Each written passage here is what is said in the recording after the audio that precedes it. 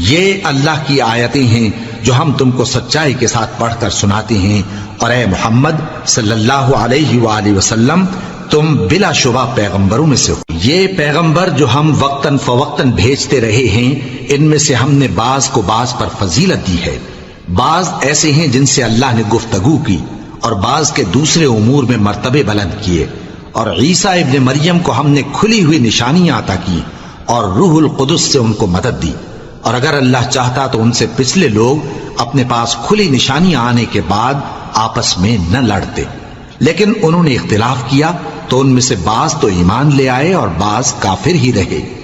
اور اگر اللہ چاہتا تو یہ لوگ باہم جنگ و قتال نہ کرتے، لیکن اللہ جو چاہتا ہے کرتا ہے۔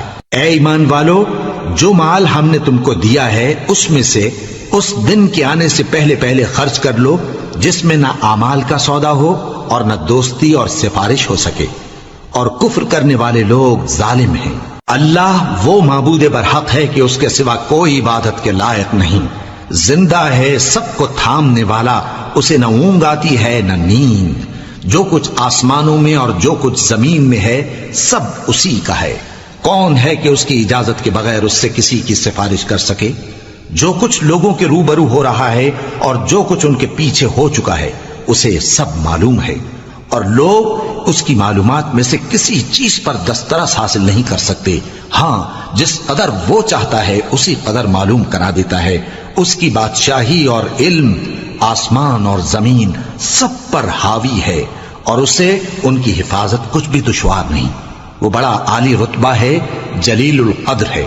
دین اسلام میں کوئی زبردستی نہیں ہے، ہدایت صاف طور پر ظاہر اور گمراہی سے الگ ہو چکی ہے۔